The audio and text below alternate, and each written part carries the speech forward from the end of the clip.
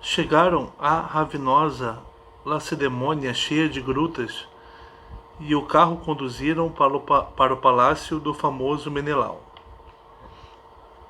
Encontraram-no em casa a oferecer uma festa nupcial a muitos familiares, pelas bodas do filho e da filha irrepreensível.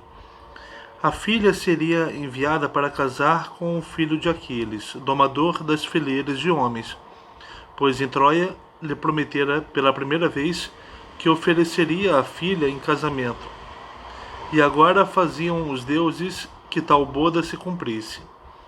Com cavalos e carros mandava a filha, para seguir seu caminho até a célebre cidade dos Mirmidões, cujo rei seria seu esposo.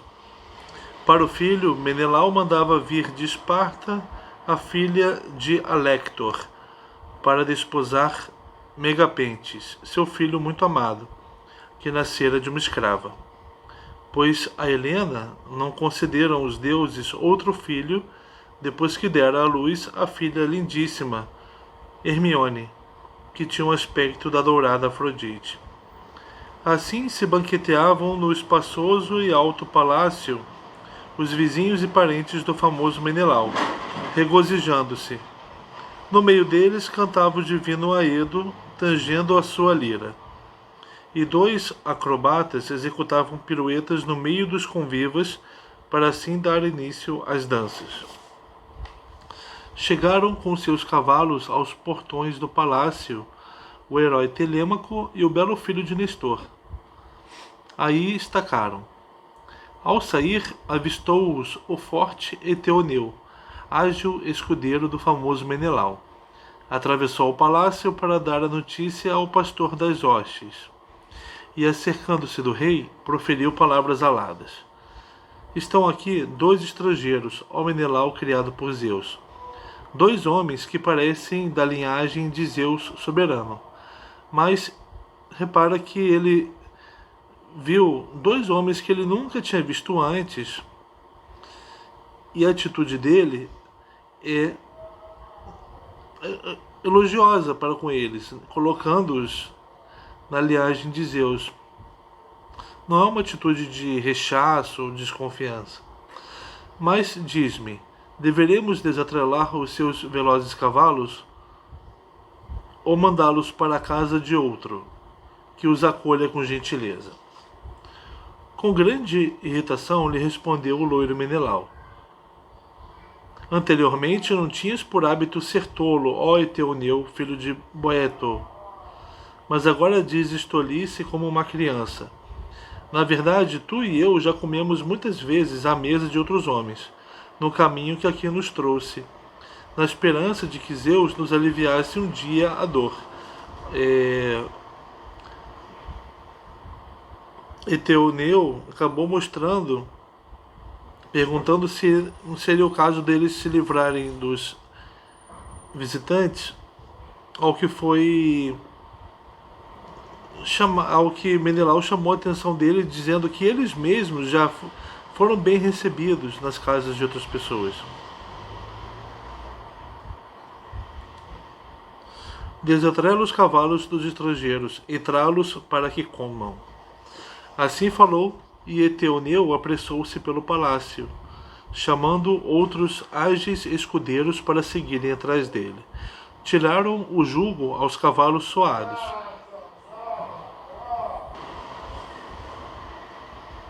E em seguida foram atá-los nas cavalariças, atirando-lhes espelta misturada com a branca cevada. Depois encostaram o carro contra as paredes resplandecentes e conduziram os hóspedes para dentro do palácio divino. Admiraram-se estes ao ver o palácio do rei criado por Zeus, pois reluzia o brilho do sol e reluzia o brilho da lua no alto palácio do famoso Menelau. Dizer que alguém é da linhagem de Zeus ou é criado por Zeus é uma forma de elogio, não é dizendo que realmente foi criado por Zeus, né? Apesar de que os homens foram criados pelos deuses, né?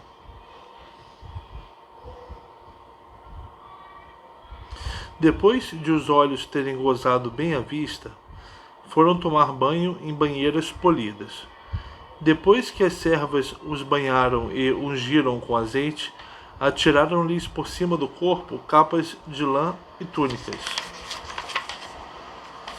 Olha, foram alimentados, banhados. Sentaram-se em seguida ao palácio ao lado de Menelau, filho de Atreu. Uma serva trouxe um jarro de ouro com água para as mãos, um belo jarro de ouro, e água verteu numa bacia de prata, e junto deles colocou uma mesa polida. A venerável governanta veio trazer-lhes o pão, assim como iguarias abundantes de tudo quanto havia. O trinchador trouxe salvas com carnes variadas, e colocou junto deles belas taças douradas. Ao cumprimentá-los, assim lhe disse o loiro Menelau: Alegrai-vos com a comida. Depois de terdes partilhado do jantar, perguntávos-emos: Quem sois dentre os homens? Pois em vós não se perdeu a linhagem dos progenitores, mas sois de raça daqueles que são reis, detentores de cetros.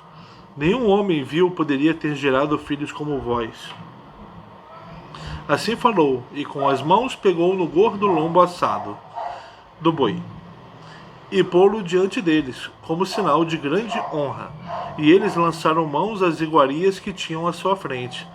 Quando afastaram o desejo de comida e bebida, então falou Telêmaco ao filho de Nestor, aproximando dele a cabeça, para que os outros não ouvissem. Filho de Nestor, que encantas o meu coração, repara bem no brilho do bronze em todo o palácio ecoante, no brilho do ouro, âmbar, prata e marfim. Assim será o interior da corte de Zeus Olímpico, tal é a abundância. Olho para tudo dominado pelo espanto. Enquanto isso dizia, ouviu o loiro Menelau, e falando dirigiu-lhes palavras aladas.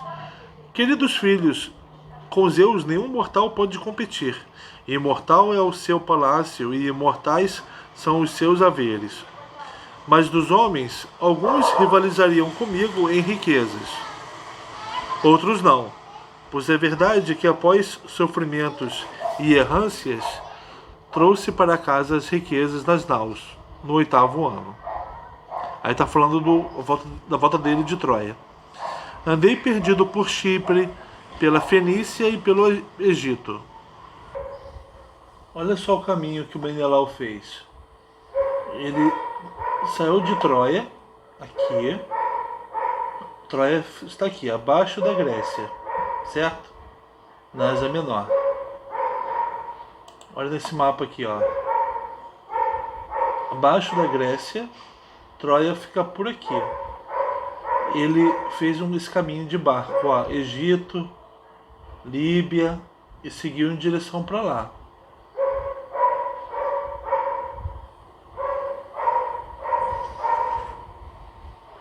Cheguei aos etíopes, aos erembos e aos sidônios. Estive na Líbia,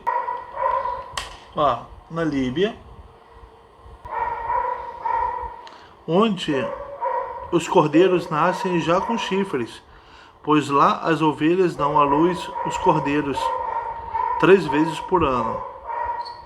Amo e pastor nunca tem falta de queijo, carne ou doce leite, porque os rebanhos dão leite para a ordenha durante todo o ano. Enquanto eu vagueava por essas terras, reunindo muito sustento, outro me assassinou o irmão sem que ninguém soubesse. Está falando da morte do Agamenon. A traição, devido ao estratagema da esposa amaldiçoada. Por isso não me regozijo com as riquezas de que sou senhor. Isto talvez ouvistes dos vossos pais, quem quer que sejam. Foi muito o que sofri e perdi uma grande casa, bem fornecida e recheada de muitos e excelentes tesouros. Quem me dera que pudesse viver em casa com 1/3 daquela riqueza, e que permanecessem salvos aqueles que depois pereceram na ampla Troia, longe de Argos, a apacentadora de cavalos. E embora por todos eles eu chore e me lamente, muitas vezes, sentado aqui no nosso palácio, ora deleitando o meu espírito com o pranto, ora parando, pois depressa se chega ao limite do choro? Por todos eles não choro eu tanto, ainda que entristecido, como por um homem que me faz odiar tanto o sono como a comida, quando nele penso. Pois nenhum dos aqueus sofreu como Ulisses sofreu e aguentou. Caramba, aí chegou no ponto que justamente o Telêmaco queria, e falando logo que ele sofreu. Mas o destino dele foi a desgraça. Para mim fica o luto inesquecível por ele, porque está desaparecido há muito tempo e nem sabemos se vive ou se morreu. Olha, essa pista que o Telêmaco pega, ele pega essa pista, né? Mas é desesperadora. Lamentá-lo o velho Laertes, a mãe do Ulisses, e a sensata Penélope, assim como Telêmaco, que ele deixou recém-nascido em casa, na frente dele. Assim disse, e Telêmaco sentiu vontade de chorar pelo pai. Se Menelau soubesse que estava diante do Telêmaco, não ia falar assim, um homem que é cuidadoso com os outros, né? Deu para perceber. Ao ouvir falar do pai, caíram-lhe lágrimas das pálpebras, e levantando a capa purpúrea, cobriu os olhos com ambas as mãos. Menelau apercebeu-se dele e refletiu em seguida no espírito e no coração se haveria de deixar que fosse o próprio Telêmaco a falar do pai, ou se o deveria interrogar e pôr à prova. Enquanto refletia sobre isto no coração e no espírito, do seu alto tálamo perfumado surgiu Helena. Semelhante a... Então, Helena voltou com Menelau para casa.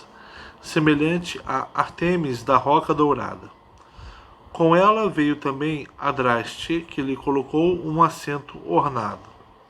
Alcipe trouxe um tapete de lã macia, e Filo trouxe um cesto de prata que lhe oferecera Alcandre, esposa de Polibo, que habitava a egípcia Tebas, onde nas casas jaz a maior quantidade de riqueza. Foi ele que deu a Menelau 2 banheiras de prata, 2 trípodes e 10 talentos de ouro. Além disto, ofereceu sua esposa a Helena presentes lindíssimos, uma roca dourada e um cesto provido de rodas, prateado, com as portas decoradas com ouro. Foi este cesto que trouxe Filo, a serva, e colocou-o junto da rainha, repleto de fio bem fiado. E sobre ele estava deitada a roca, com lã cor de escura violeta. Sentou-se Helena no trono, sob o qual estava um banco para os pés, e logo interrogou o marido com estas palavras: Sabemos, ó Menelau criado por Zeus, quem estes homens declaram ser, que a nossa casa chegaram? Deverei disfarçar ou dizer a verdade? Mas o coração impele-me a falar. Afirmo que nunca vi pessoa tão parecida com outra, quer homem, quer mulher, olho dominada pelo espanto, como este jovem com o filho do magnânimo Ulisses, Telêmaco, que ainda recém-nascido deixou em casa aquele homem, quando por causa da cadela que eu sou, vós aqueus fostes para Troia. Nossa, mesmo tendo voltado, ela continuou se chamando de cadela, com a guerra audaz do espírito. Respondendo-lhe assim falou o loiro Menelau: Apercebo-me agora da semelhança que apontas. Assim eram os pés dele, assim eram as mãos, a expressão nos olhos, a cabeça e o cabelo.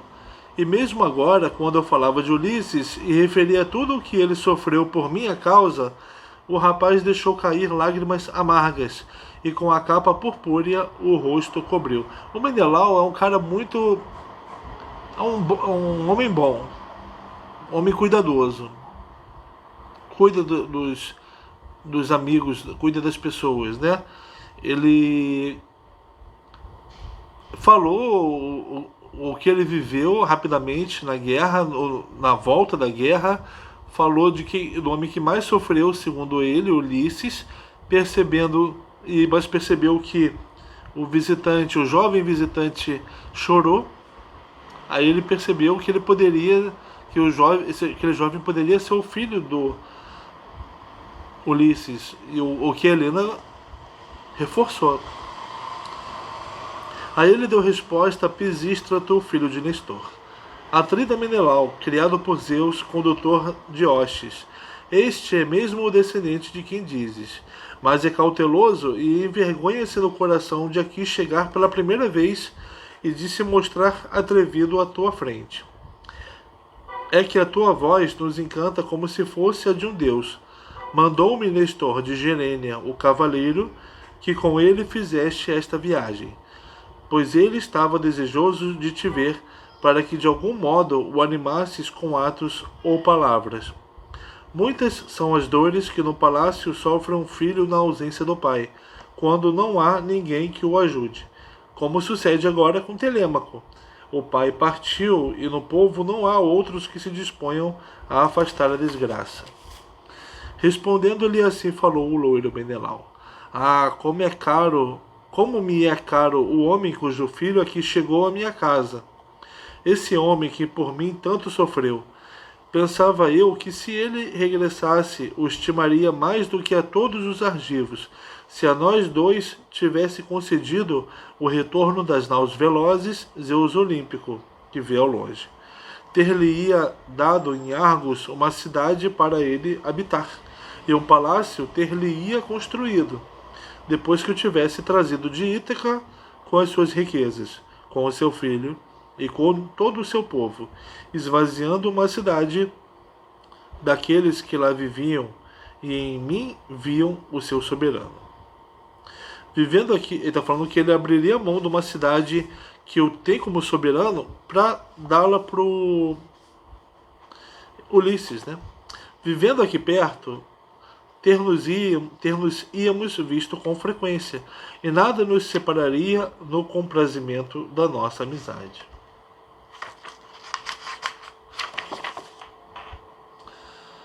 Até que nos cobrisse a nuvem negra da morte, mas o próprio Deus terá sentido inveja de tudo isso, e determinou que só Ulisses ficasse privado do regresso.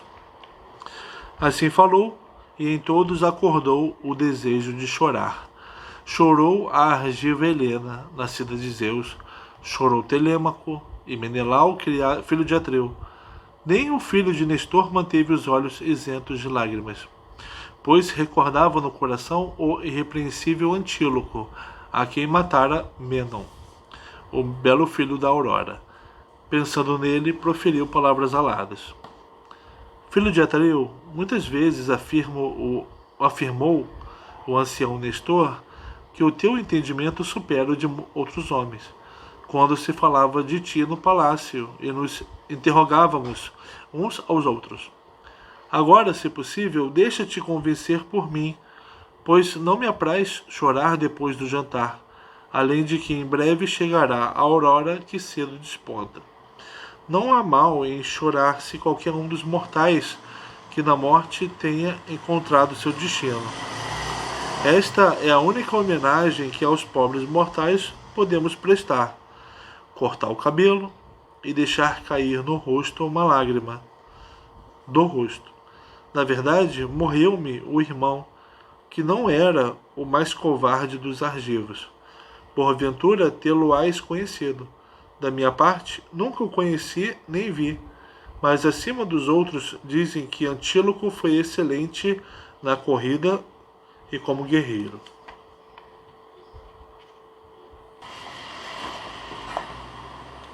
Respondendo-lhe assim falou o loiro Menelau. Amigo, disseste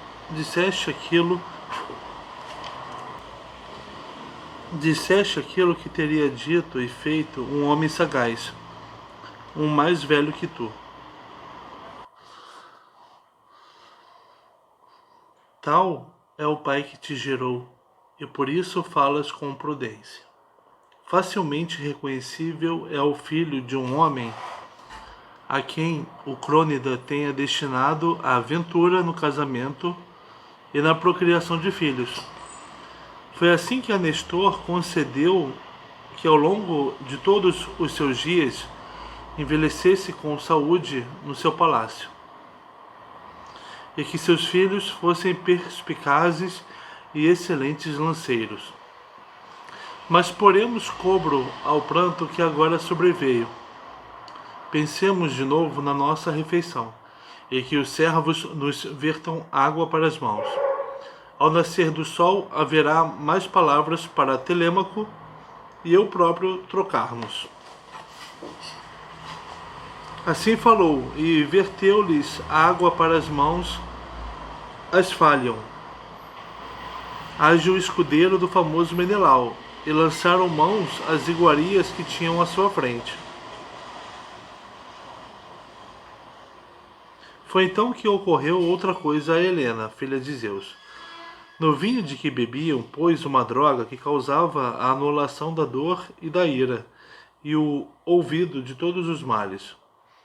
Quem quer que ingerisse esta droga misturada na taça no decurso desse dia, lágrima alguma não verteria, nem que mortos jazessem à sua frente a mãe e o pai, nem que na sua presença o irmão ou filho amado perante seus próprios olhos fossem chacinados pelo bronze.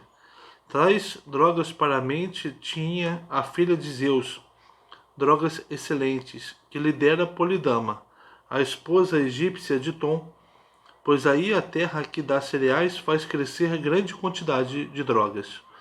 Umas curam quando misturadas, mas outras são nocivas.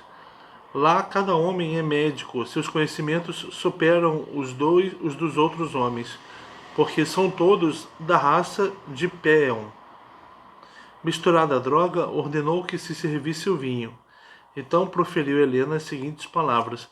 Helena colocou uma droga na bebida deles, uma droga que anulasse a dor e a ira e fizesse esquecer os males.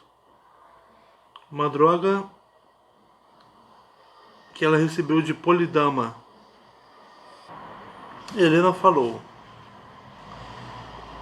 Atrida Menelau, criado por Zeus, e vós que aqui estáis, filhos de homens nobres, ora a um, ora a outro, dá Zeus o bem e o mal. Tem uma passagem na Ilíada em que a Hera pede para o sono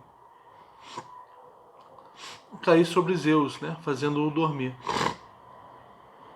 E essa aqui foi uma outra situação em que uma mulher, né, quer colocar os homens num certo estado, quer mudar o estado dos homens. Vamos ver o que a Helena pretende. Ora a um, ora a outro, dá a Zeus o bem e o mal, pois tudo ele pode. Sentai-vos agora na sala, comprazei-vos com um festim, e deleitai-vos com discursos. Por mim, algo direi de adequado. As mulheres, elas têm essa função, né, que aparece aqui nos textos, de acalmarem os homens, fazer eles esquecerem os males, fazê-los dormir, quando eles estão preocupados, quando eles pretendem fazer alguma coisa.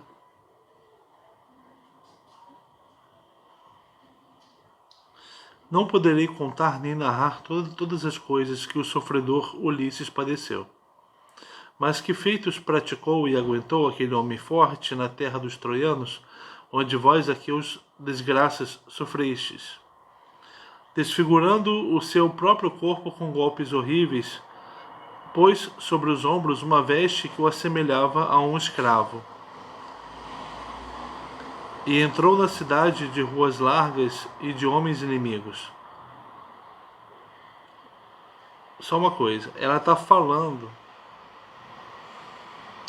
de uma coisa que acontecerá com Ulisses. Não aconteceu. Vocês vão ver isso no final da história.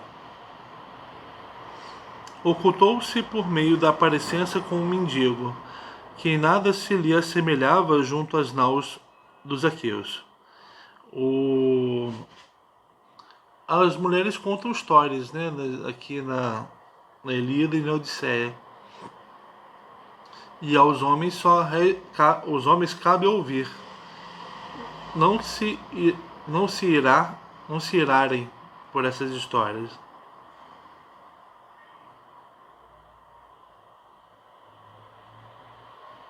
Mas assemelhando-se a ele, entrou na cidade dos troianos.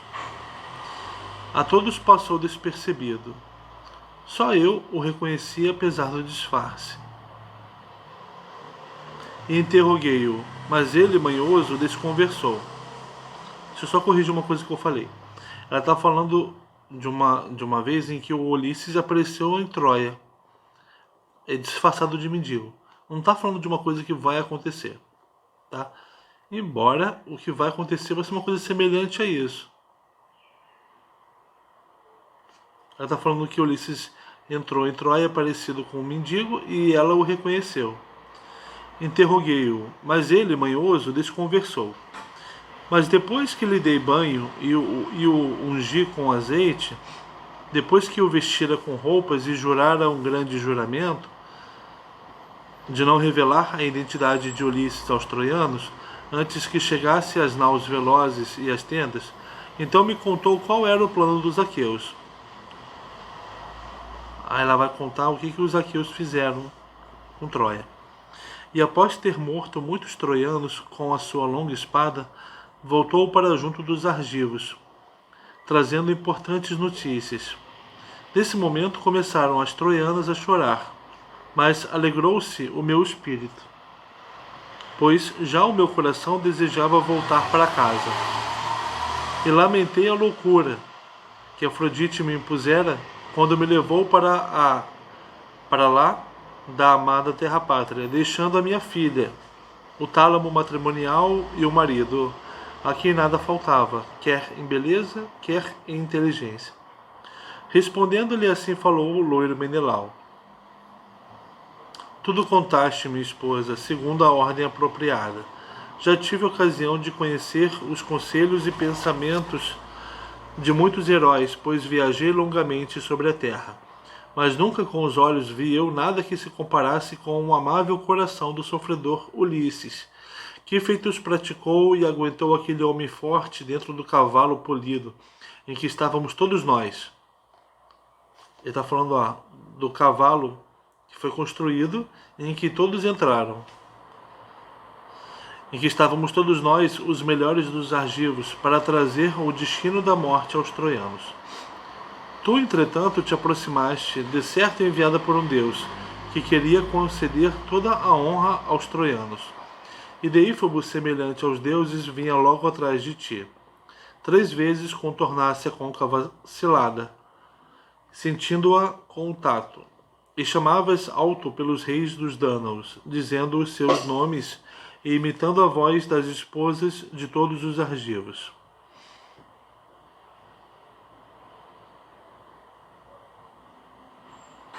Então eu, o filho de Tideu e o divino Ulisses estávamos ali sentados e ouvíamos como chamavas. Nós dois estávamos desejosos de nos levantarmos e de sairmos, ou então de responder lá de dentro. Mas Ulisses impediu-nos e reteve-nos a nossa revelia. Todos os filhos dos aqueus se mantiveram em silêncio. Só Antíclo queria responder à tua voz. Helena ficou do lado de fora do cavalo, chamando pelos reis dos Dânaos, imitando a voz das esposas deles. Por que ela fez isso? Mas Ulisses tapou-lhe a boca com grande firmeza, utilizando as suas mãos fortes, e assim salvou todos os aqueus. Assim o reteve, até que Palas Atenas te levasse para longe.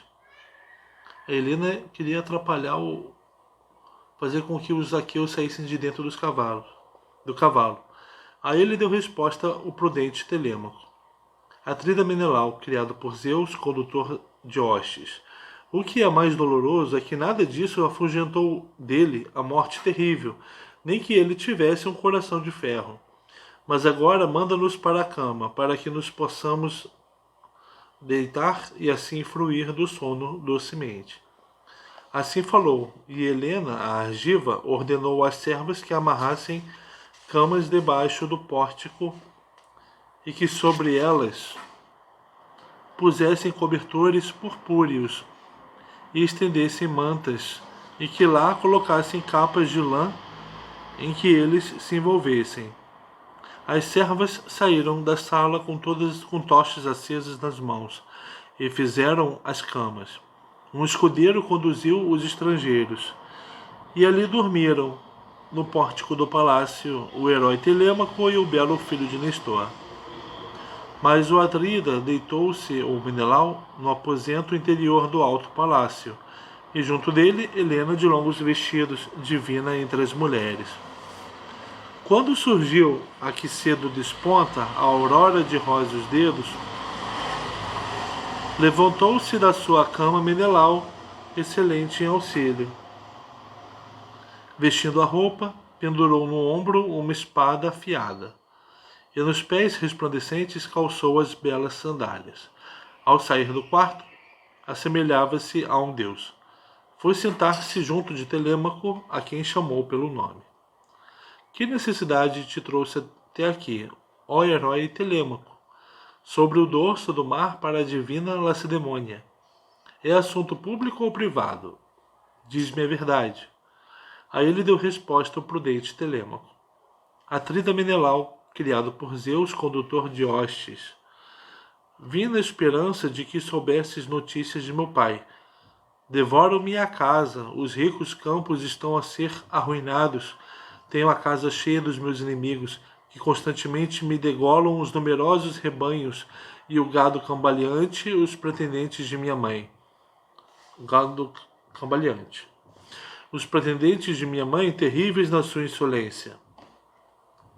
Por isso estou junto dos teus joelhos como suplicante, para saber se me podes contar como ele morreu, no caso de teres visto com teus olhos ou de teres ouvido o relato de algum viajante. Infeliz além de todos o gerou sua mãe, e peço-te que nem por pena nem vergonha abrandes a tua palavra, mas diz-me com clareza tudo o que souberes. Suplico-te, e se alguma vez meu pai, o nobre Ulisses, te prometeu e cumpriu alguma ação ou palavra na terra dos troianos, onde muitos sofreram os aqueus, lembra-te disso agora em meu benefício. Diz-me toda a verdade. Indignado lhe respondeu então o loiro Menelau. Na verdade é na cama de um homem magnânimo que esses pretendem dormir, sendo eles sem valor algum. Tal como a corça que na toca de um possante leão deita os gamos ainda não desmamados, e por montes e vales vai errando em busca de pastagem, e depois disso chega o leão à toca, para fazer desabar sobre os gamos um destino cruel. Olha só, né? Ele está falando exatamente como que vai ser o final. Para vocês terem uma ideia do que vai acontecer. Olha, é exatamente isso. A corça está na toca do leão. E ela deixa os filhotes dela em cima da cama. Deixa os filhotes dela na toca, né? E ela sai para pegar comida. O leão volta e acaba com todos os filhotes. Assim Ulisses fará desabar sobre eles um cruel destino. Quem dera, ou seja, ele está falando que Ulisses vai voltar. Ó Zeus Pai, ó Atena, ó Apolo, quem dera que com a mesma força com que se levantou outrora na bem fundada Lesbos em luta contra Filomelides, e o derrubou no pugilato perante o aplauso dos aqueus. Quem dera que assim Ulisses surgisse entre os pretendentes. Rápido seria o seu destino e amargo o casamento. Mas nisto que me interrogas e suplicas, não desviarei as palavras para outras coisas, nem te ludibriarei. Antes de tudo, do que me disse o infalível velho do mar, disso nada te ocultarei, nem tentarei esconder. O que o velho do mar disse? Estava eu no Egito, desejoso de regressar, mas retinham-me os deuses, porque não lhes ofereceram apropriadas hecatombes. Querem sempre os deuses que cumpramos os seus desígnios. Ora existe uma ilha no meio do mar, muito encrespado, defronte do Egito. Chamam-lhe a Ilha de Faros.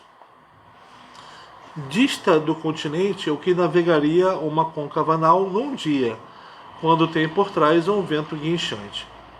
Ali há um porto de bom ancoradouro, de onde os homens lançam naus recurvas para o mar alto, depois de se terem abastecido de água negra. Aí me retiveram os deuses 20 dias. Não sopraram os ventos marítimos que levam as naus rapidamente sobre o vasto dorso do mar. E todos os víveres se teriam gasto, e toda a força dos homens, se um dos deuses se não tivesse apiedado de mim, salvando-me. Idoteia, filha de Proteu, o velho do mar. Pois a ela muito comovia o coração. Apareceu-me quando vagueava só, longe dos meus companheiros, que davam sempre volta à ilha, pescando com recurvos anzóis, uma vez que a fome lhes apertava os estômagos. Telêmaco tinha pedido para o Menelau falar do pai dele. Menelau diz que espera que Ulisses volte para casa, mas logo conta uma história que aconteceu com ele próprio, de que ele ficou preso por 20 dias aqui na ilha de Faros, porque os deuses não mandaram vento. E ele e a tripulação, foram salvos por Idoteia.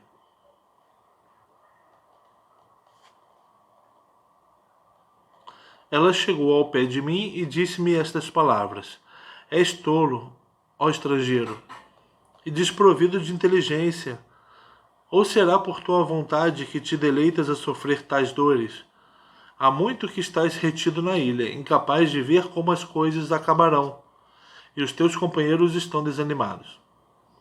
Assim falou, e eu, tomando a palavra, dei-lhe esta resposta: Digo-te, sejas tu qual das deuses que tu fores, que não é por minha vontade que estou retido, mas porque ofendi os deuses imortais, que o vasto céu detém. Mas diz-me agora tu, pois tudo sabem os deuses, qual dos imortais aqui me prende e impede de prosseguir? Fala-me do meu retorno, como deverei seguir pelo mar piscoso? Assim falei, e logo me respondeu Idoteia, divina entre as deuses. A ti, estrangeiro, tudo direi com verdade e sem rodeios. Costuma aqui vir o infalível velho do mar, Proteu, o imortal egípcio, que do mar conhece todas as profundezas, como vassalo que é de Poseidon. Ele é, segundo dizem, o pai que me gerou e deu vida. Se conseguisses de alguma maneira preparar-lhe uma cilada e apanhá-lo, ele dir-te-ia tudo sobre o caminho e a extensão do percurso, sobre como deverás seguir pelo mar piscoso. Ele te dirá também, ó tu criado por Zeus, se quiseres, que desgraças ou que venturas aconteceram em tua casa, enquanto te ausentaste para seguires caminho tão longo e doloroso.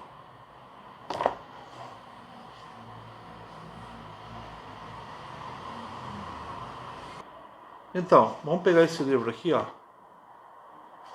para sabermos um pouco mais sobre o Proteu. Proteu, deus marinho, era filho de Oceano e Tétis.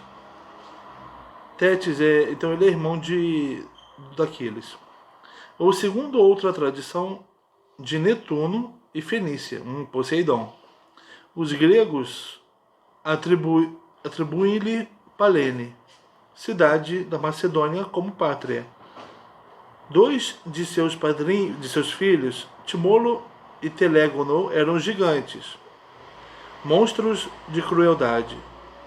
Não tendo podido conduzi-los a sentimentos de humanidade, tomou Proteu a decisão de se retirar para o Egito, com o auxílio de Netuno, que lhe cavou uma passagem sob o mar. Também teve filhas, entre outras a ninfa Idoteia, que apareceu a Menelau quando, ao voltar de Troia, esse herói foi levado pelos ventos contrários à costa do Egito e ensinou-lhe o que precisava fazer para saber de Proteu os meios de voltar à sua pátria. Proteu era o guardião dos rebanhos de Netuno, isto é, dos peixes grandes e das focas. Para recompensá-lo pelos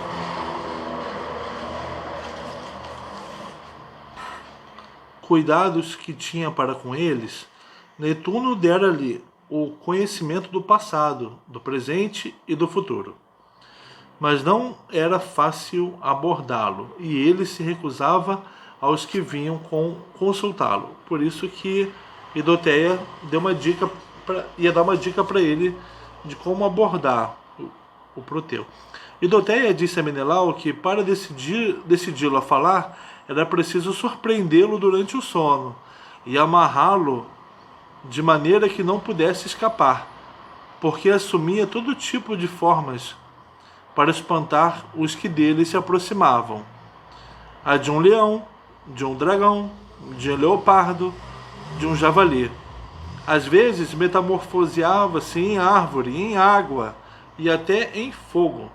Mas caso se perseverasse em mantê-lo bem agrilhoado, reassumia enfim sua primeira forma e respondia a todas as perguntas que lhe eram feitas.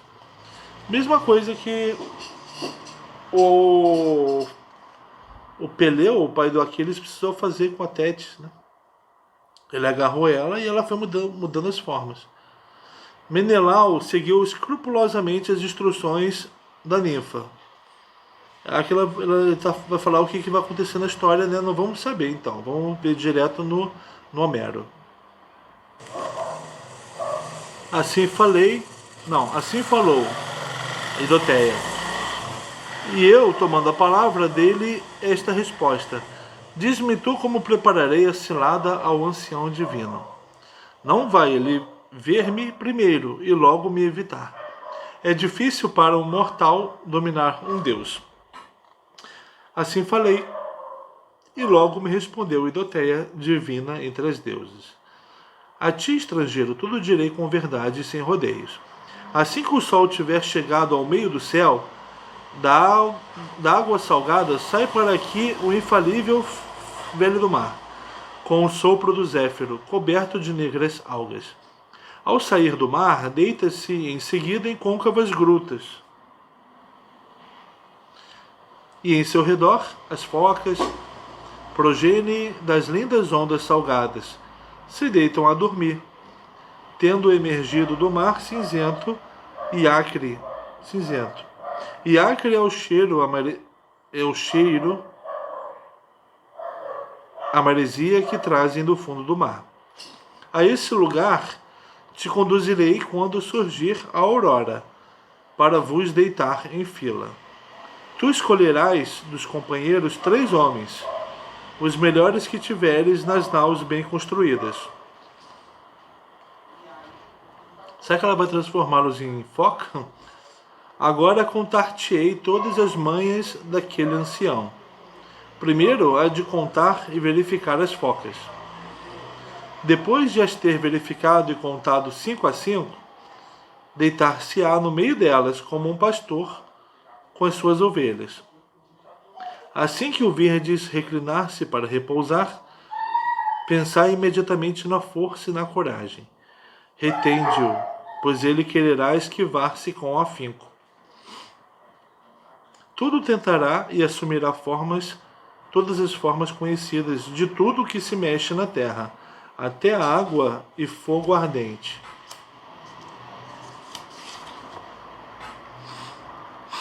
Vós devereis agarrá-lo e segurá-lo com ainda mais força. Mas quando finalmente ele te falar e interrogar sobre a forma com que pela primeira vez o vistes, então, ó herói, deverás desistir da força e deixá-lo. Pergunta-lhe qual dos deuses se encoleriza contra ti? Ou seja, qual dos deuses não querem que ele volte para casa? Pergunta-lhe sobre o teu regresso pelo mar piscoso. Assim falando, a Edoteia mergulhou no meio da arrebentação do mar. Eu voltei para as naus, para o lugar onde estavam na areia. E muitas coisas revolvi no coração, enquanto caminhava. Mas quando cheguei à nau e à orla do mar, preparamos a ceia. Sobreveio depois a noite imortal. E na praia nos deitamos então para dormir. Quando surgiu a que cedo desponta a aurora de róseos dedos, caminhei ao longo da orla do mar de amplos caminhos, dirigindo muitas preces e súplicas aos deuses, e levei os 3 companheiros em que confiava para qualquer aventura. Enquanto isso, Idoteia mergulhara sob o vasto peito do mar, e trouxera das profundezas as peles de 4 focas. Não falei? Eles vão virar foca, recentemente esfoladas. Concebeu um dolo contra o pai. Escavara com cavidades na areia do mar. E aí estava sentada à nossa espera. Quando nos aproximamos dela, mandou-nos deitar em fila, e sobre cada um atirou uma pele. Você acha que é fácil descobrir sobre os deuses? Não é, não.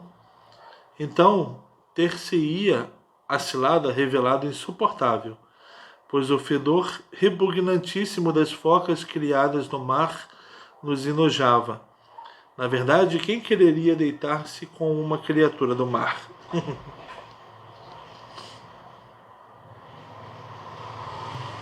Mas Idoteia salvou-nos ao proporcionar uma grande benesse. Sob as narinas de cada um, pôs a divina ambrosia, tão perfumada que anulava o cheiro das focas.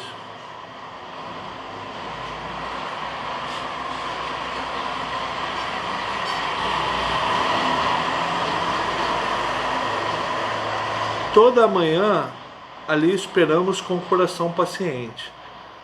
Vieram depois as focas todas juntas e deitaram-se enfileiradas ao longo do mar, ao longo da praia. Ao meio-dia emergiu o velho do mar, que ali encontrou as gordas focas. Verificou todas e contou-lhes o número. Contou-nos também a nós como focas, sem suspeitar que havia algum dolo. Em seguida, deitou-se. Atiramo-nos então a ele com um grito e o seguramos com as mãos.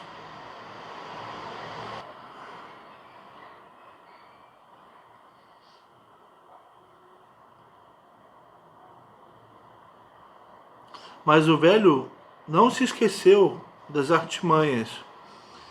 Transformou-se primeiro num leão barbudo, depois numa serpente, num leopardo e num enorme javali. Depois em água molhada e numa árvore de altas folhas. Nós o seguramos com persistência, de espírito paciente. Mas quando se cansou o velho sabedor de coisas tão perigosas, então me interrogou e proferiu as seguintes palavras: Qual dos deuses, ó filho de Atreu, te aconselhou a esperares por mim, armando uma cilada? De que precisas? Assim falou, e eu, tomando a palavra, dei-lhe esta resposta: Tu já sabes, ó ancião. Por que tentas desviar-me com perguntas? Sabes há quanto tempo estou retido nesta ilha. Sabes que não encontro sinal de salvação e que o meu coração se desanima. Mas diz-me agora tu, pois tudo sabem os deuses, qual dos imortais aqui me prende e impede de prosseguir?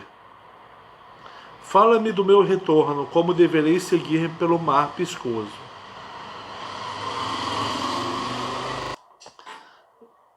Por que o Menelau está contando essas coisas para o Telêmaco? Telêmaco é um jovem que foi encontrado desesperançado em casa por Atena, por Mentes, que o pegou e falou: a gente tem que ir atrás do seu pai. Você tem que ir atrás do seu pai e eu vou contigo. Mas o Telêmaco não sabe de nada. Ele é um, ele é um ótimo jovem, muito bem educado, sempre parecido com o pai dele. E agora, com Menelau, ele está sabendo das dificuldades que os deuses colocam para os homens e do trabalho que os homens precisam ter para conseguir o que querem. Voltar para casa, por exemplo.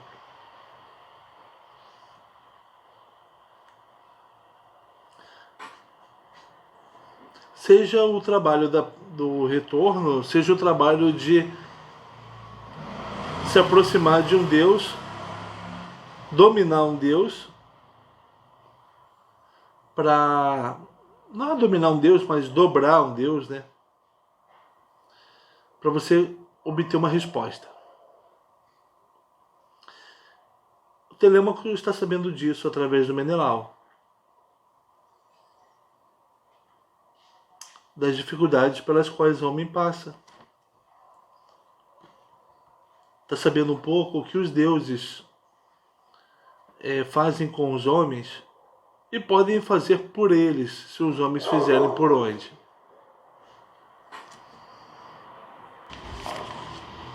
Assim falei, e ele, respondendo, disse-me estas palavras: porém a Zeus e a todos os outros deuses deverias ter oferecido sacrifícios antes de embarcar, para que depressa chegasses à tua pátria, navegando sobre o mar cor de vinho.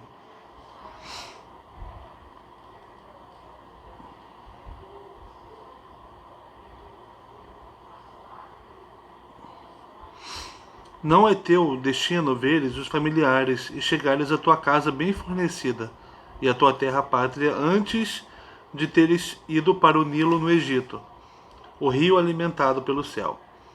Aí, junto às suas águas, deverá oferecer sacras hecatombes aos deuses imortais que o vasto céu detém. Só nessa altura te darão os deuses o caminho que desejas. Assim falou, e no peito se me despedaçou o coração, porque me mandava atravessar o mar brumoso até o Egito, caminho longo e árduo. Mesmo assim tomei a palavra e lhe respondi: tudo isto cumprirei, ó ancião, como tu ordenas, mas diz-me agora tu com verdade e sem rodeios, se com suas naus regressaram incólumes todos os aqueus, todos os que Nestor e eu deixamos quando partimos de Troia. Ou houve alguém que tenha morrido na nau de morte cruel ou nos braços de um amigo, atados os fios da guerra? Assim falei, e ele, respondendo, disse-me estas palavras: Atrida, por que me interrogas sobre estas coisas? Não te compete compreender nem conhecer a minha mente. E digo que não ficarás muito tempo sem chorar, quando tudo souberes, pois muitos deles morreram e muitos ficaram para trás. Mas só 2 soberanos dos aqueus de bronze e armadura morreram no regresso. Quanto à guerra, tu próprio estiveste lá. Há outro que talvez ainda viva, embora retido no vasto mar. Ájax encontrou a morte no meio das suas naus de longos remos. Primeiro foi Poseidon que o atirou contra os grandes rochedos de Giras, mas depois salvou-o do mar. E teria fugido à morte, embora detestado por Atena, se não tivesse cometido um ato insensato, o que o Ájax fez. Proferindo uma palavra ufanosa, disse que era a revelia dos deuses que escapara ao grande abismo do mar. Poseidon ouviu-o falar assim de modo tão ousado e logo pegou no tridente com suas mãos poderosas, bateu no rochedo de Giras, partindo-o ao meio. Uma parte permaneceu no seu lugar, mas a outra caiu no mar, aquela em que Ájax estava sentado quando se lhe obnubilou o espírito, e foi levado para as profundezas ilimitadas do mar. Nossa, o Poseidon acabou com Ájax. Foi aí que morreu afogado depois de ter bebido a água salgada. Quanto a teu irmão, não falou que haja que era, se era o Telamônio ou o outro, né? Quanto a teu irmão, fugiu ao destino, evitando-o nas côncavas naus, pois salvou a excelsa deusa Hera.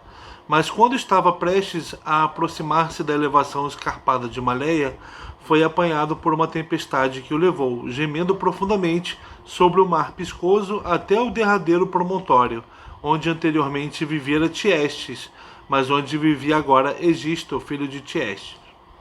Quando também daí lhe foi outorgado um bom regresso, mudaram de novo os deuses a direção do vento, e em casa chegou. Foi com alegria que Agamenon pisou a pátria. Tocando na terra, beijou-a, e copiosamente lhe caíram lágrimas quentes dos olhos, porque vira feliz a sua terra.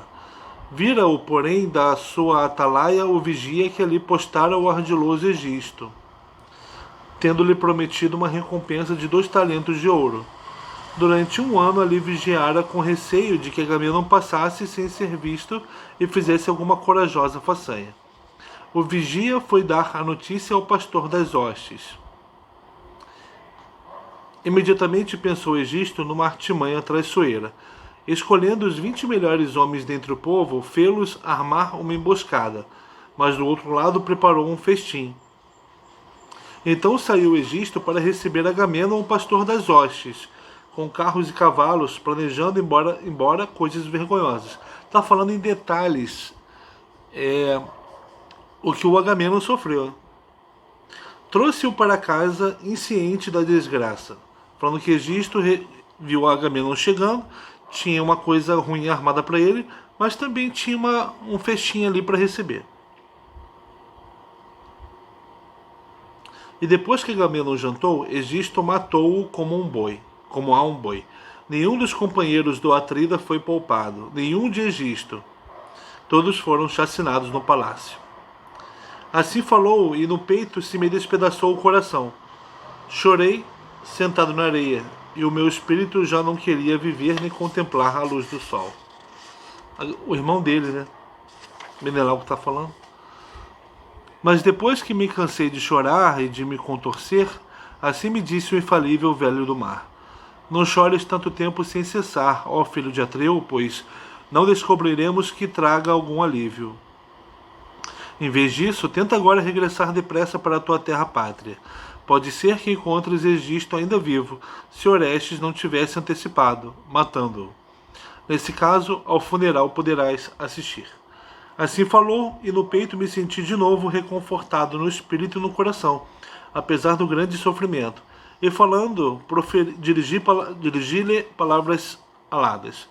Sobre este já estou informado. Fala-me agora do terceiro homem, desse que ainda vive, mas é retido no vasto mar. Ou será que morreu? Quero saber, apesar do meu sofrimento. Assim falei, e ele respondendo, disse-me estas palavras. É o filho de Laertes, Ulisses, né? Que tem sua morada em Ítaca.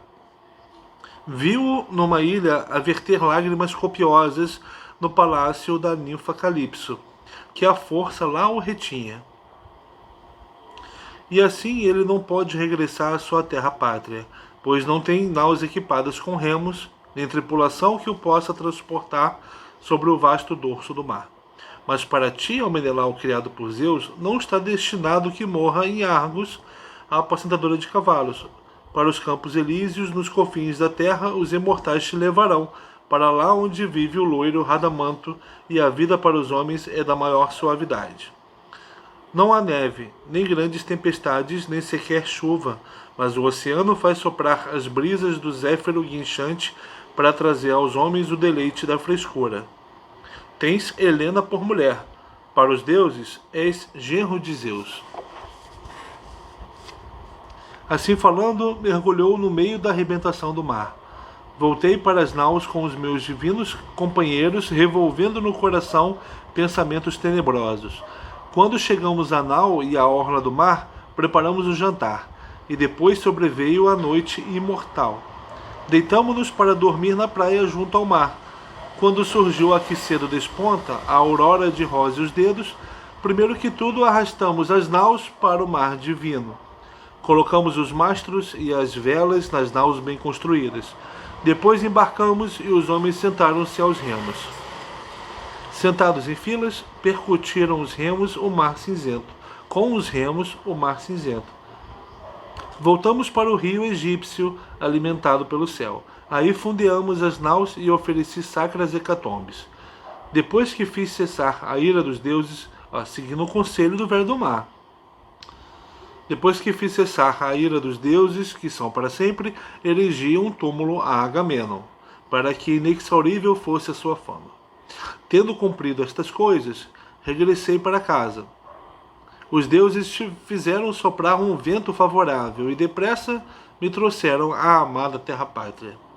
Fica agora tu no palácio, até que chegue o 11º ou 12º dia. Nessa altura, despedir-me-ei de ti com presentes gloriosos, 3 cavalos e um carro bem polido. Além disso, dar-te-ei uma linda taça, para verteres libações aos deuses imortais, e para, ao longo de toda a tua vida, te lembrares de mim. A ele deu resposta o prudente Telêmaco.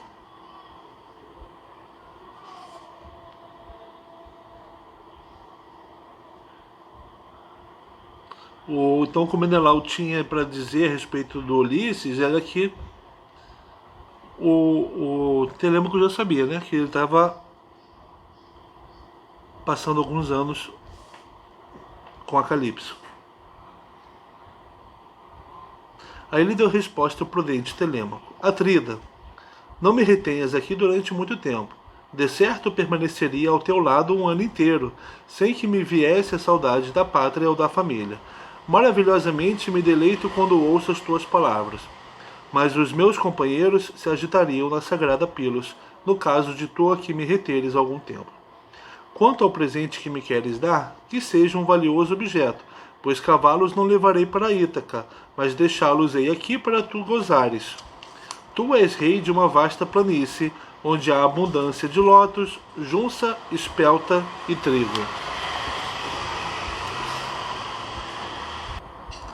E da branca cevada de espiga larga. Em Ítaca não há amplas estradas nem pradarias. É terra apacentadora de cabras, mais bela que as terras que apacentam cavalos. Nenhuma das ilhas serve para conduzir cavalos. Nenhuma é rica em pradarias. Todas descem para o mar, escarpadas a pique. E Ítaca mais do que as outras. O Telêmaco está falando que ele não pode receber cavalos porque lá o terreno de Ítaca não é próprio para cavalos. É bom para cabras. Assim falou, sorriu Menelau excelente auxílio e acariciou-o com a mão. Depois falou-lhe pelo nome e disse: Por tudo o que dizes é excelente, querido filho, o sangue de que provens. Trocarei os teus presentes. Posso fazê-lo. Dos presentes que jazem como tesouros na minha casa, dar-te-ei o que é mais belo e precioso. Dar-te-ei uma taça cinzelada, toda feita de prata, com as bordas, mas as bordas são trabalhadas com ouro, obra de Hefesto. Deu-me o herói Fédimo, rei dos Sidônios, quando me acolheu em sua casa, numa altura em que por lá viajava. Agora quero dá-la a ti. Assim falavam, trocando estas palavras um com o outro. Enquanto isso, os celebrantes do banquete vieram para o palácio.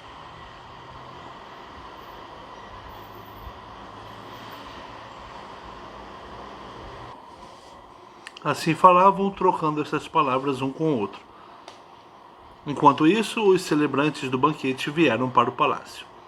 Conduziam ovelhas e traziam consigo um vinho viril.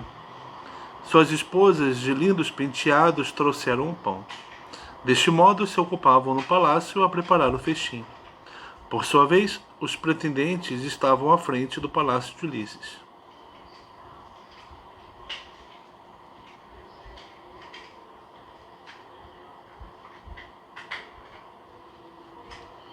Ó, ele saiu dessa cena aqui,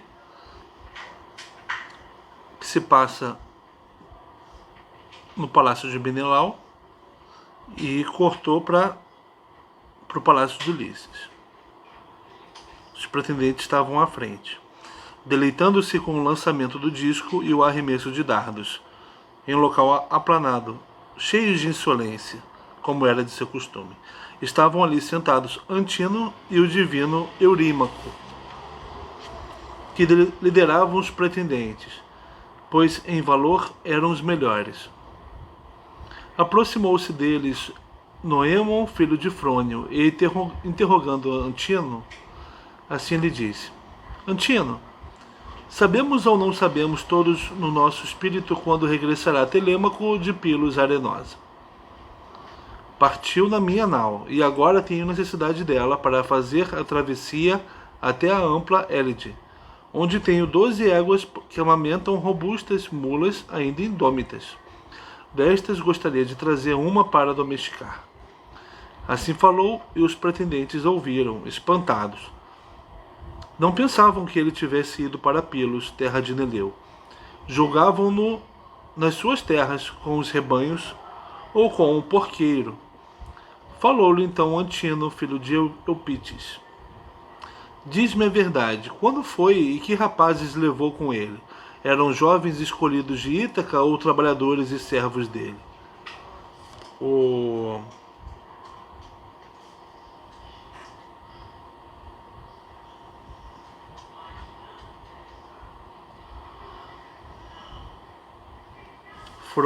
filho de o Noêmon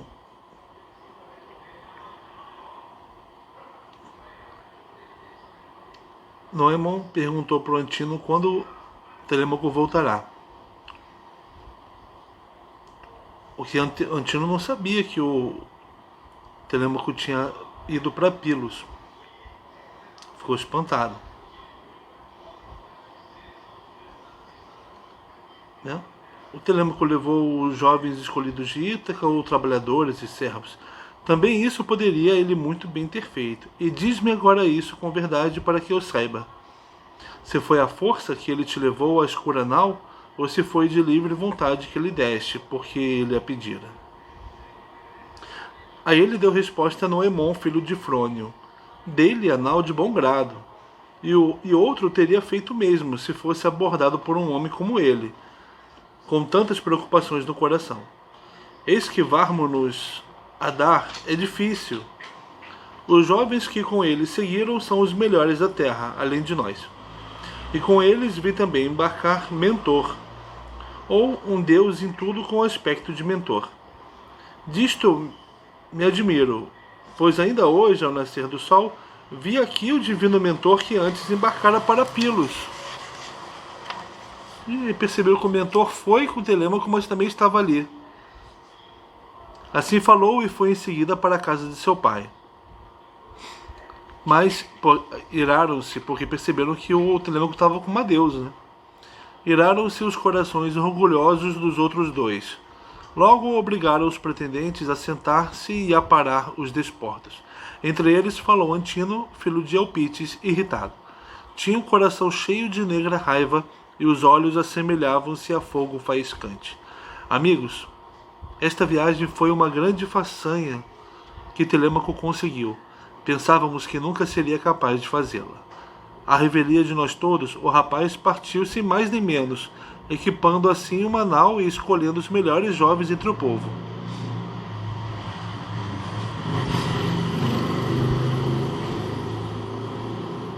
Olha o Antino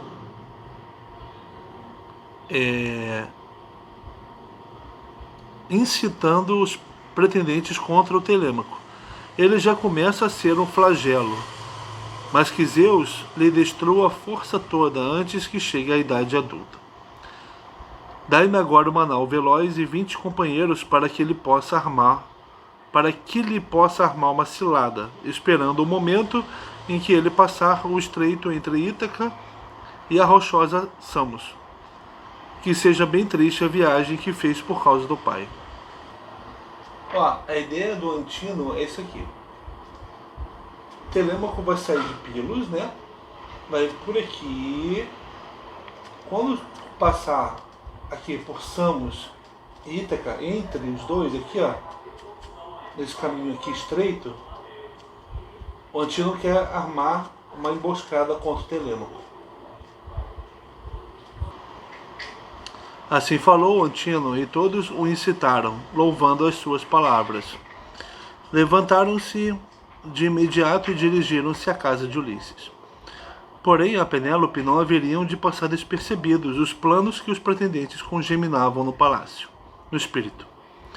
Foi o arauto Medon que lhe contou, ele que ouvira os planos quando estava no pátio, e eles lá dentro a tecerem o seu dolo.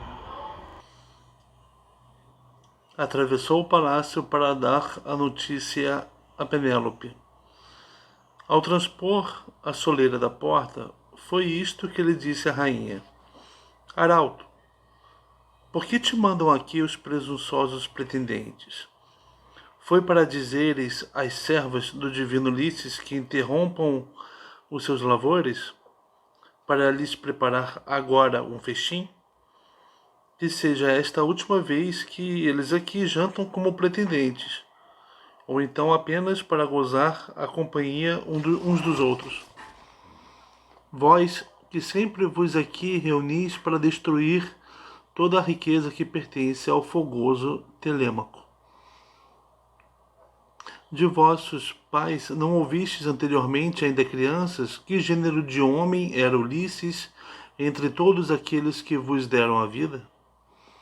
Nem ouvistes que ele nada de mal fez, nem disse a ninguém do povo, como é a prática dos soberanos divinos? Pois a uns odeiam os reis, estimando embora outros. Porém Ulisses nunca tratou mal nenhum homem. Mas o vosso coração e os vossos atos vergonhosos estão à vista. Não há gratidão pelas benesses do passado. Penélope fala que se deve ter respeito pelos grandes homens do passado. Respondeu-lhe então Medon, ciente do que era sensato: quem dera, ó rainha, que fosse isso a coisa pior. Mas há algo de muito maior e muito mais doloroso que os pretendentes congeminam, que o Crônida nunca tal coisa permita, pois querem matar Telêmaco à chegada com um bronze afiado. Na verdade, ele foi em busca de notícias do pai, a sacra Pilos, e a divina Lacedemônia. Assim falou. Logo o coração e os joelhos da rainha perderam a força. Durante muito tempo não proferiu palavra alguma. Os olhos encheram-se de lágrimas. O ímpeto da voz ficou retido. Mas por fim conseguiu encontrar a voz e assim respondeu: Arauto, por que se ausentou o meu filho? Que necessidade tinha ele de embarcar em naus velozes, que são corcéis do mar para os homens e atravessam vastas extensões de água? Foi para que entre os homens nem ficasse o seu nome? Respondeu-lhe então Medon, ciente do que era sensato. Não sei se foi um deus que o incitou ou se foi de moto próprio que decidiu ir a Pilos para que se informasse sobre o regresso de seu pai, ou então sobre o fim que lhe deu o destino. Assim dizendo, atravessou o palácio de Ulisses.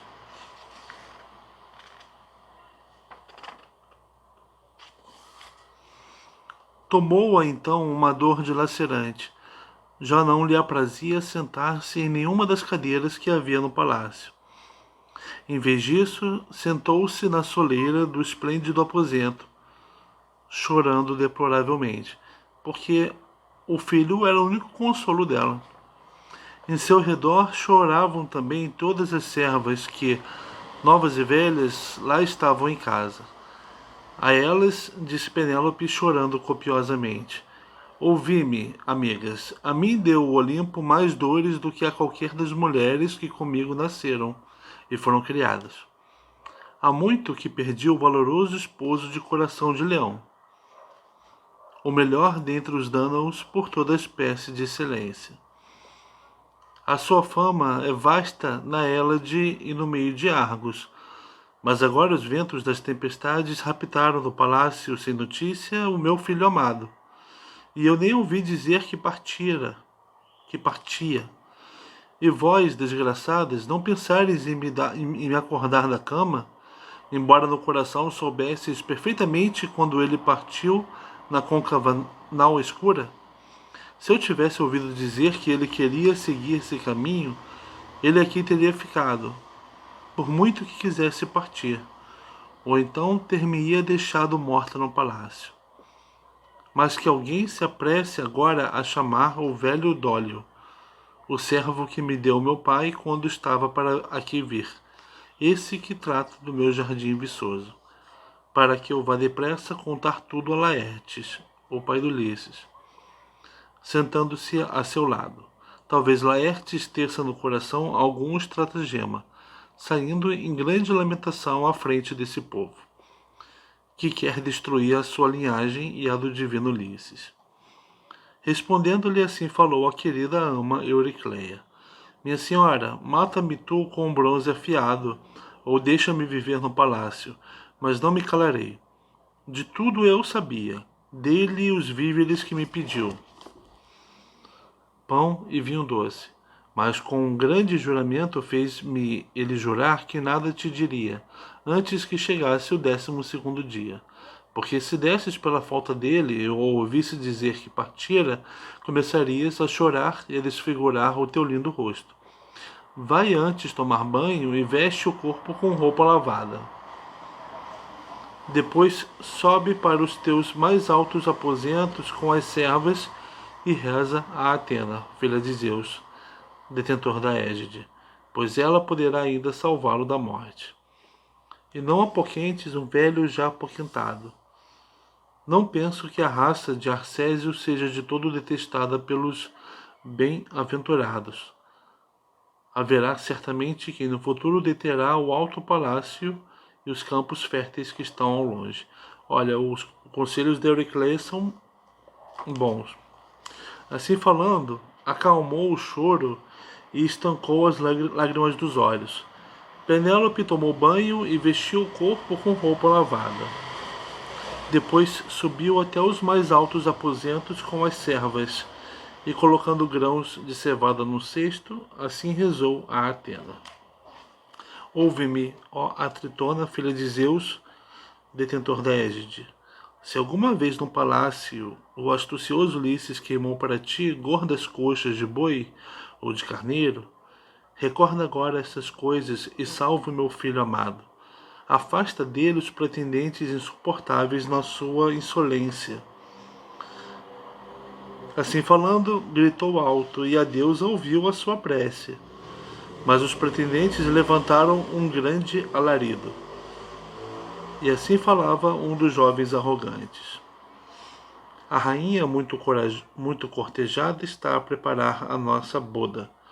Nada sabe do assassínio que preparamos para o filho.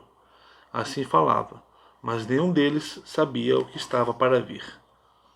Tomando a palavra, eles falou então Antino: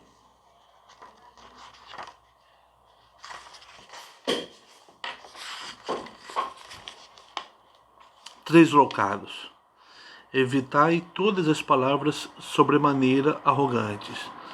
Não vá alguém contar o que se passa lá dentro da casa. Levantemo-nos antes em silêncio para pormos em prática o plano que agradou aos corações de todos nós.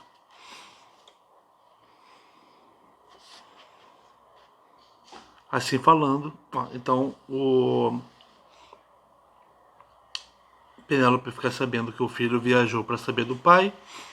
Euricleia a acalma e aconselha a rezar para Atena.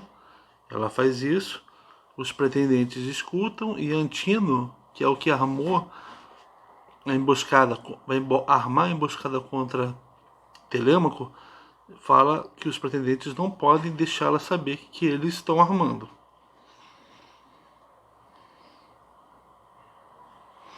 Assim falando, o Antino escolheu os 20 melhores homens, que se dirigiram à nau veloz e à orla do mar. Primeiro arrastaram a nau para a água funda. Depois colocaram o mastro e a vela na escura nau e ajustaram os remos com correias torcidas de couro. Cada coisa pela ordem certa, e alçaram a branca vela.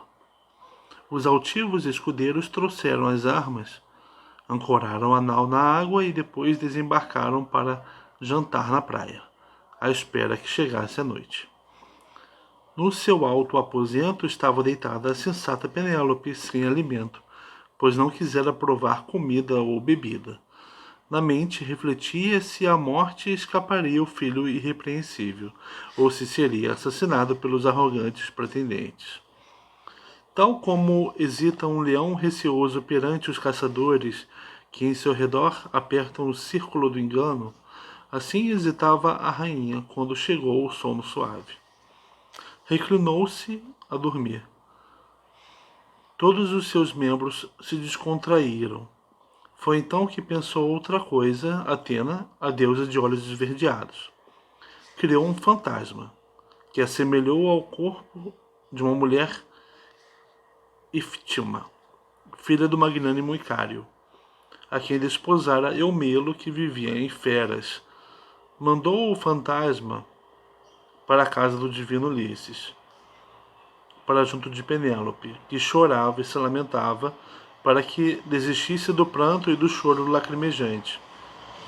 Entrou no quarto pela correia da tranca, postou-se junto à cabeça de Penélope e assim disse a Iftima, que na verdade era Atena, né? Tu dormes, Penélope, entristecida no teu coração? Os deuses que vivem sem dificuldades não querem que tu chores nem te lamentes, pois ainda regressará o teu filho. Nenhuma ofensa ele cometeu contra os deuses. Falando-lhe assim, respondeu a sensata Penélope, suavemente adormecida junto às portas dos sonhos. Por que aqui vieste, ó minha irmã? Anteriormente não tinhas o hábito de aqui vires, pois vives num palácio lá longe. Dizes-me para desistir do choro e do pranto abundante que me atormenta o coração e o espírito. Mas há muito que perdi o valoroso esposo de coração de leão, o melhor entre os dânaos por toda a espécie de excelência. A sua fama é vasta na Hélade e no meio de Argos. E agora partiu meu filho amado numa côncava nau, tolo, que nada sabe dos esforços ou das assembleias de homens. Por ele choro eu ainda mais do que pelo outro. Por ele tremo e tenho medo. Não vai ele sofrer alguma coisa lá na terra para onde foi, ou no mar? Muitos inimigos conspiram contra ele, desejosos de matá-lo, antes que volte à pátria. A ela deu resposta o pálido fantasma. Tem coragem. Não sintas demasiado medo no teu espírito, pois com ele vai um guia, a quem outros homens pedem para estar ao seu lado. Ela é poderosa, Palas Atena, e tem pena do teu sofrimento. Foi ela que me mandou aqui para te dizer isso. Respondendo-lhe assim, falou a sensata Penélope. Se és uma deusa, se és uma deusa ou se ouviste a voz de uma deusa, fala-me também daquele homem sofredor.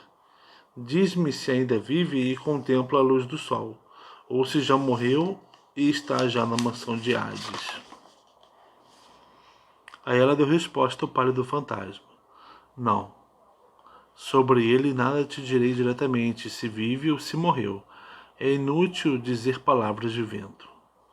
Assim dizendo, desapareceu o fantasma pela fechadura da porta e misturou-se com o sopro do vento. Acordou do sono a filha de Icário. Sentia o coração reconfortado. Ao seu encontro, no negrume da noite, viera uma clara visão. Por sua vez, embarcaram os pretendentes e navegaram por caminhos aquosos, revolvendo no espírito a íngreme desgraça de Telêmaco. Há uma ilha no meio do mar salgado, entre Ítaca e Samos rochosa, Astéride.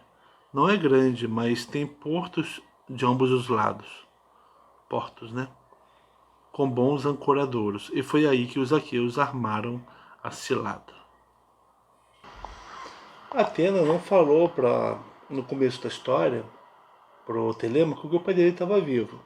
Falou que ele deveria procurar saber sobre o pai, ao invés de ficar paralisado em casa com raiva dos pretendentes da mãe dele. Da mesma forma, Atena não disse para Penélope se Ulisses estava vivo. Disse sim que ela deveria orar para Atena, que ela deveria acalmar o coração e que ela deveria ter esperança em Telêmaco. Ainda mais que Atena estava ajudando Telêmaco. Bem, quando o Telêmaco perguntou para o Nestor, perguntou para o Menelau, eles disseram tudo o que eles sabiam sobre Ulisses, né, para o Telêmaco. Atena sabe sobre Ulisses, mas não disse diretamente o que ela sabe, não disse que ele está vivo. Ela disse para o Telêmaco e para Penélope coisas que os fazem ter esperança e ter uma certa ação. A do Telêmaco de buscar notícias do pai, a de Penélope orar e ter persistência na espera.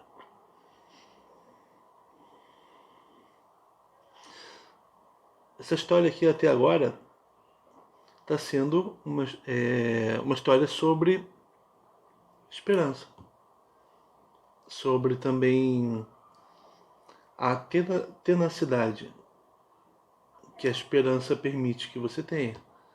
A tenacidade, a ação que espera algo melhor.